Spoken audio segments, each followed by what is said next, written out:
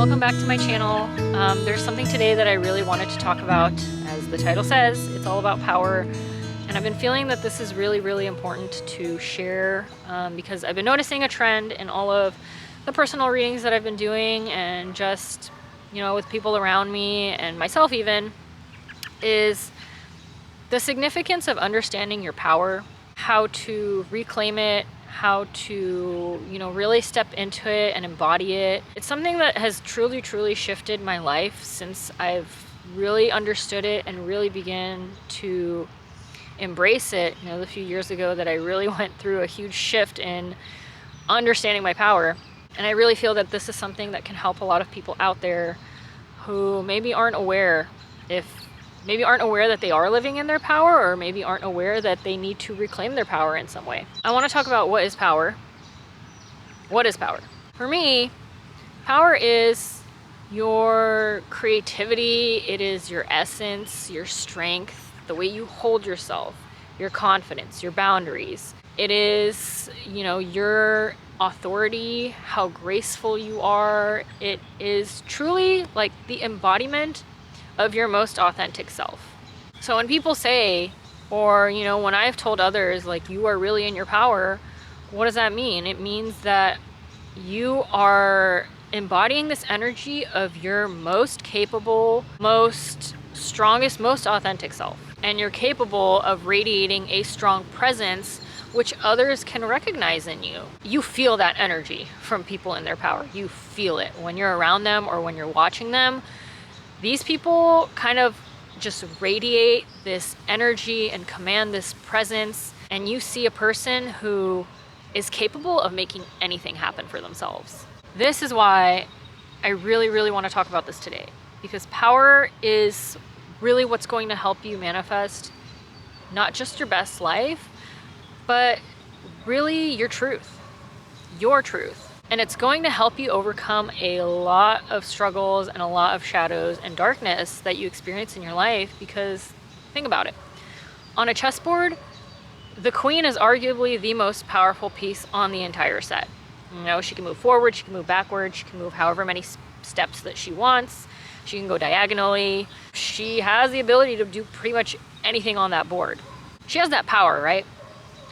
Even if there's a pawn in front of her, even if she's blocked in on the chessboard by other pieces, she knows that when those pieces move aside, or when those obstacles move aside, she's still capable of getting to where she wants to go.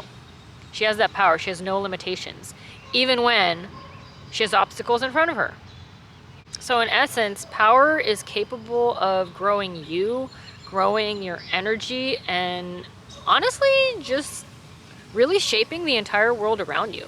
Like, it gives you that perspective and sometimes that's all we need, is a little bit of a different perspective to completely do a 180 in our entire lives. So what I want to get into next is talking about the ways that we lose our power or have our power taken from us. This is not limited to what I talk about in this list. It goes on, and it's really going to be different for all of us because this is such a personal thing.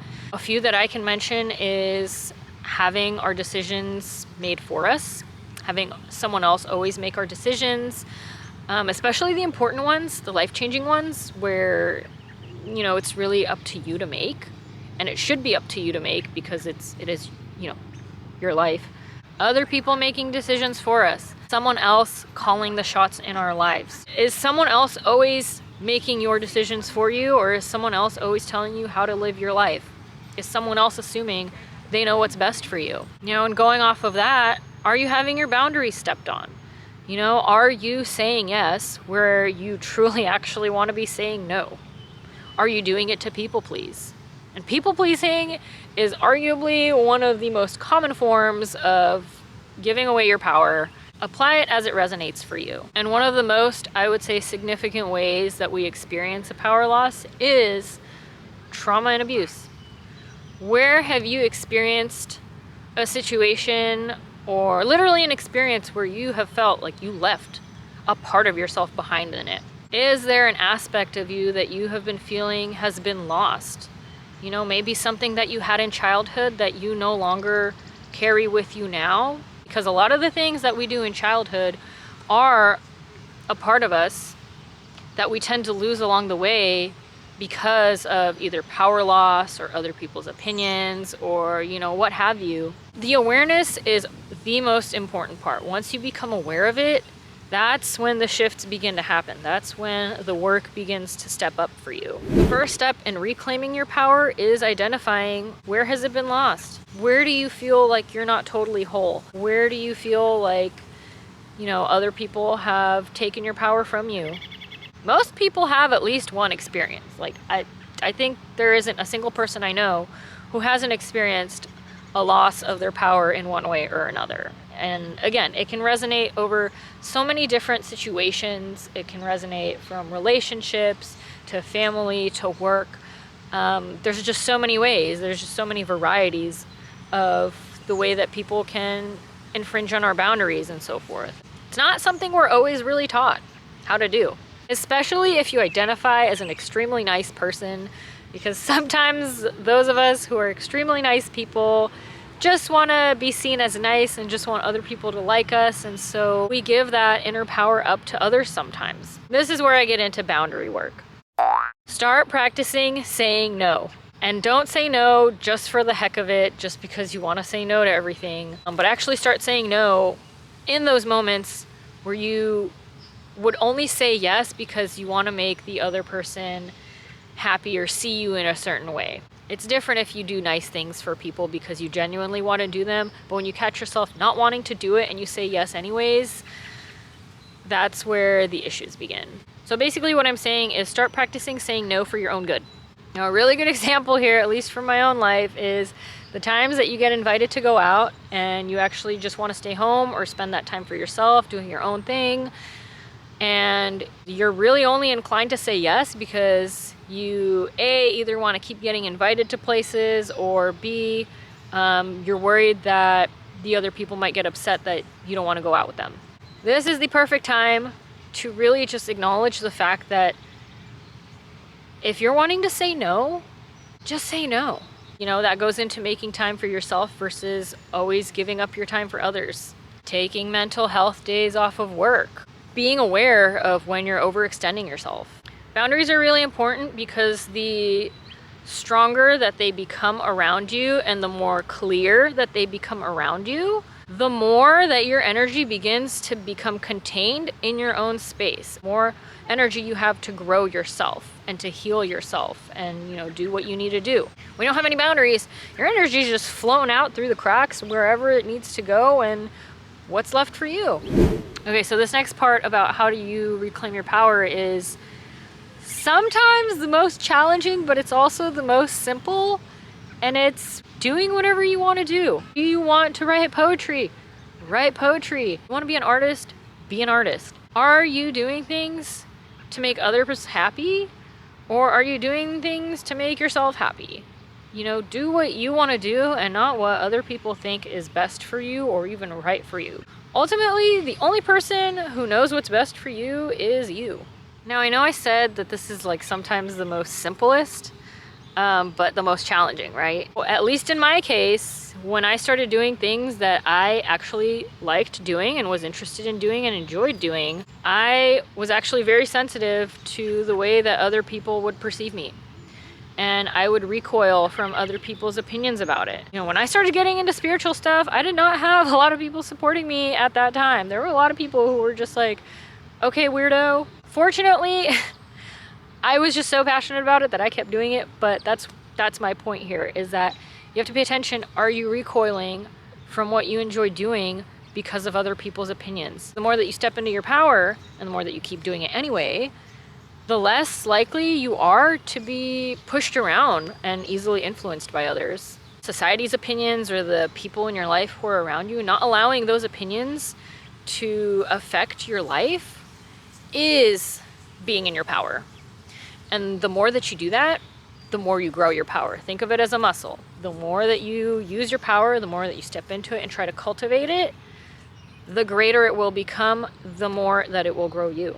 I can't even tell you how much that this concept has shifted my life, how much that it has really stepped me out of this space of fear, especially with spiritual work, especially with, you know, my relationships and connections to other people. One of the biggest perks, honestly, is that manifestation becomes way easier. And it's like I said with the queen piece on the chess set, right? You know, even when there's obstacles in front of you, you know that you're still able to get to that point on the other side of the board. Everything you just know that you are capable of achieving whatever you want to achieve.